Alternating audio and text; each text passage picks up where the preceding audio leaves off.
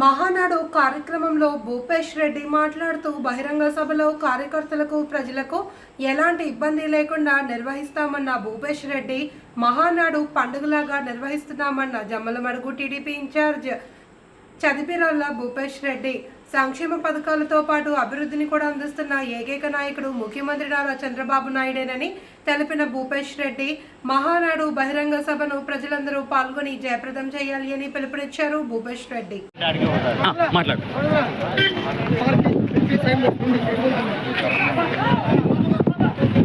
Mahanadu Telugu Desam party నాయకులకు కార్యకర్తలకు తెలుగుదేశం కుటుంబ అభిమానులందరికీ ఒక పండుగ లాంటిది.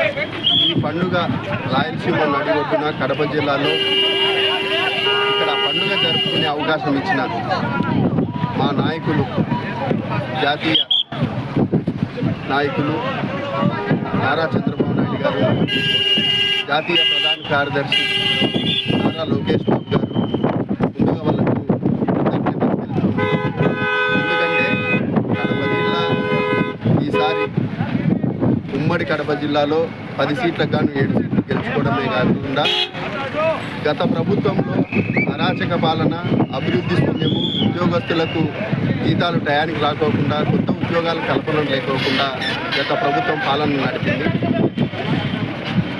చంద్రబాబు నాయుడు గారిని అక్రమంగా జైల్లో కూడా పెట్టడం జరిగింది. దాని తర్వాత వచ్చిన ఎలక్షన్స్ 2024లో ప్రభంజనం తెలుగుదేశం పార్టీ కూటమి ప్రభుత్వం రావడం జరిగింది.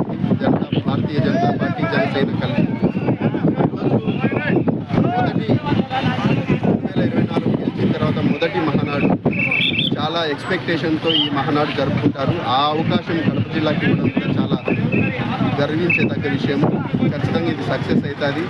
ప్రతి ఒక్కరూ నిన్న మొన్న దాదాపు నెల రోజుల నుంచి పోలిట్ బ్యూరో సభ్యులు శ్రీనివాస్ రెడ్డి గారు, జిల్లా అధ్యక్షులు మరియు పుత్తా చైతన్య రెడ్డి గారు ఇక్కడ సభా ప్రాంగణం ఏర్పాట్ల విషయాల్లో కానీ, భోజన వసతులు కానీ, లేకపోతే వసతి రాష్ట్ర వ్యాప్తంగా 13 జిల్లాల నుంచి వచ్చిన మా తెలుగుదేశం పార్టీ నాయకులు, కార్యకర్తలకు వసతి కల్పించడంలో కూడా పూర్తిగా సక్సెస్ అయినాం.